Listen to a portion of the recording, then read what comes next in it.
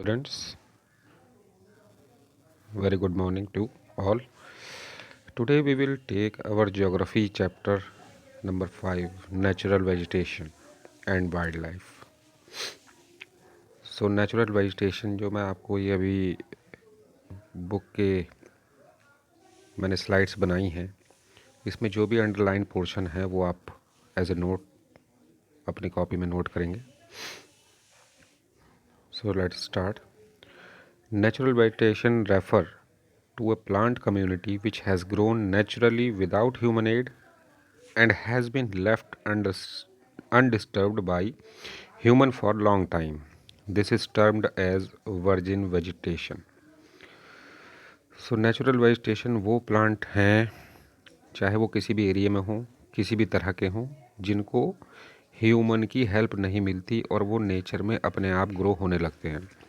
ये आपने देखा होगा सड़क के किनारे या जंगल में कुछ प्लांट ऐसे हैं जो अपने आप ही बढ़ते रहते हैं, उनको देखभाल की ज़रूरत नहीं होती. इन्हीं को बोला जाता है नेचुरल वेजिटेशन और इसको ज्योग्राफी में एक टर्म दी गई है virgin vegetation. Very short question है, what do you mean by virgin vegetation.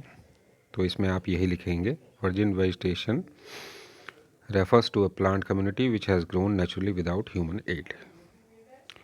हालांकि कल्टिवेटेड क्रॉप, जो क्रॉप हम उगाते हैं, फ्रूट्स हैं या ऑर्चर्ड जो बाग वगैरह लगाए जाते हैं, ये भी वेजिटेशन के प्लांट हैं, लेकिन इनकी देखभाल करने की वजह से ये नेचुरल वेजिटेशन में नहीं गिने जाते.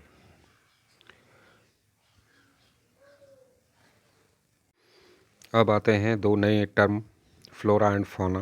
The term flora is use to donate plants of a particular region और पीरियड. किसी एक रीजन में, किसी एक एरिया में होने वाले प्लांट को हम कहते हैं फ्लोरा. इसी तरह से जो एनिमल्स की स्पीशीज़ हैं अलग अलग जो पाई जाती हैं किसी पर्टिकुलर एरिया में, उनको बोला जाता है फौना. और ये जो अलग अलग तरह के जानवर हैं या वेजिटेशन है, ये अलग अलग जगह पर कई सारे फैक्टर्स की वजह से होती है. मैं बताता हूँ आपको. दो मेन फैक्टर इसमें है. पहला है रिलीफ. रिलीफ में लैंड फीचर्स आते हैं. तो लैंड के बारे में देखिए, land affects the natural vegetation directly and indirectly. जिस तरह की ज़मीन होती है वहाँ पर अलग अलग तरह के वेजिटेशन अपने आप ही सरवाइव कर लेते हैं. जैसे हमारे यहाँ कई तरह की है, इंडिया में माउंटेन है, प्लेट्यू हैं, प्लेन्स हैं, ड्राई और वेट रीजन है. The nature of land influences the type of vegetation. जिस तरह की ज़मीन होगी वहाँ पर उसी तरह की वेजिटेशन होने लगेगी. The fertile level is generally devoted to agriculture. जितनी फर्टाइल ज़मीन है जहाँ पर फसलें उग सकती हैं वहाँ पर खेती की जाती है. The undulating and rough terrains are area where grassland and woodlands develop and give shelter to a variety of wildlife. और जो बिना एग्रीकल्चर वाली ज़मीन है या ऊबड़ खाबड़ घास के मैदान बन जाते हैं, या कई जगह देखा आपने कि जंगल डेवलप हो जाते हैं अपने आप,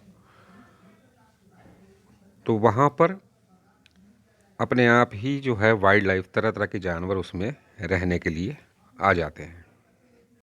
ठीक जैसे सॉइल है ऐसे ही ज़मीन थी, जैसे लैंड थी ऐसे ही सॉइल है. The soil also very space varies over space. जगह जगह जो सॉइल है वो अलग अलग तरीके की होती है. Different types of soils provide basis for different types of vegetation. जिस तरह की मिट्टी होगी उसी तरह की वहाँ वेजिटेशन अपने आप होने लगती है. जैसे राजस्थान सैंडी सॉइल है, डेजर्ट में support cactus and thorny bushes. वहाँ पर कांटेदार झाड़ियाँ और कैक्टस बड़े आराम से सरवाइव कर लेते हैं. जबकि वेट और मार्शी डेल्टाइक सॉइल जो है वो मैंग्रोव्स और डेल्टाइक वेजिटेशन को सपोर्ट करती है. मार्शी और वेट का मतलब जहाँ पर पानी ज़्यादा हो और जहाँ पर दलदल जैसा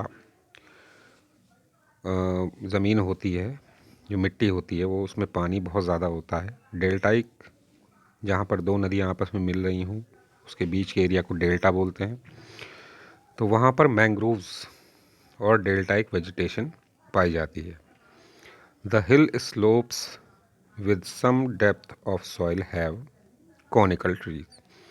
ऐसे ही पहाड़ों पर, जहाँ पर मिट्टी बहुत ज़्यादा गहरी नहीं होती, वहाँ पर जो पेड़ हैं वो कॉनिकल ट्रीज़, कोन जैसी शेप के होते हैं, ऊपर से छोटे और नीचे से चौड़े हो जाते हैं। दूसरा फैक्टर आता है क्लाइमेट का। क्लाइमेट में है टेम्परेचर।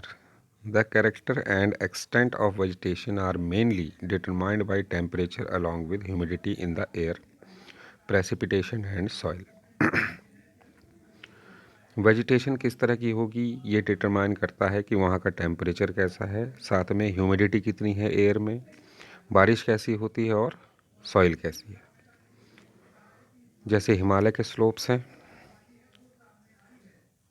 वहाँ पर अलग तरह की वेजिटेशन होंगी। Peninsula, above the height of 915 meter, the fall in the temperature affects the type of vegetation and its growth। तो जैसे जैसे टेम्परेचर कम होगा उसी तरह की वहाँ पर वेजिटेशन होने लगेगी जो कम टेम्परेचर में सर्वाइव कर जाए। And changes it from tropical to subtropical temperature and alpine vegetation. और जैसे जैसे हम पहाड़ों से नीचे आएंगे टेम्परेचर बढ़ेगा तो यहाँ पर वेजिटेशन चेंज होने लगती है। क्लाइमेट में एक और है फोटो पीरियड, यानी कि सनलाइट। जितनी सनलाइट पेड़ पौधों को, वेजिटेशन को मिलेगी वो उतने ही ज़्यादा बड़े होते हैं, तेज़ी से बढ़ते हैं। The variation in duration of sunlight at different places is due to differences in latitude, altitude, season and duration of the day. Latitude का मतलब है जितना हम इक्वेटर से दूर हटेंगे टेम्परेचर कम होने लगेगा, सनलाइट कम मिलेगी। जितनी हम ऊंचाई पर बढ़ेंगे टेम्परेचर कम होगा, सनलाइट तेज़ मिलती है। और साथ ही ये डिपेंड करता है कि ड्यूरेशन कितनी है सनलाइट मिलने की। Due to longer duration of sunlight trees grow faster in summer. तो जैसे सनलाइट ज़्यादा मिलती है तो समर में जो पेड़ हैं वो बहुत तेज़ी से बढ़ते हैं। प्रेसिपिटेशन का मतलब है रेनफॉल, कितनी बारिश कहाँ पड़ती है। ज़्यादा बारिश पड़ेगी, ज़्यादा पेड़ बहुत ज़्यादा क्वांटिटी में होंगे, जंगल बन जाएंगे। कम बारिश पड़ेगी, कम पेड़ उगेंगे। So in India almost the entire rainfall is brought in by the advancing south west monsoon June to September and retreating north east monsoon. तो इंडिया में दो तरह का जो बारिश का सीज़न है, मैंने आपको क्लाइमेट चैप्टर में बताया था। एक होता है एडवांसिंग, जब बारिश मानसून आता है जो जून से सितंबर चलता है, इसमें खूब बारिश होती है। और एक है रिट्रीटिंग, जो अब चल रहा है, ये मानसून जाने वाला होता है। एक आने वाला है, एक जाने वाला है। तो areas of heavy rainfall have more dense vegetation as compare to other areas of less rainfall. तो जहाँ पर ज़्यादा बारिश होगी वहाँ पर डेंस यानी कि बहुत ज़्यादा वेजिटेशन होगी, और जहाँ पर कम बारिश होगी वहाँ पर कम वेजिटेशन पाई जाती है। साथ ही एक बात और है, देखिए इसमें, कि कभी आपने सोचा है कि फॉरेस्ट की हमारे लाइफ में क्या इम्पोर्टेंस है। Forest are renewable resource and play a major role in enhancing the quality of environment.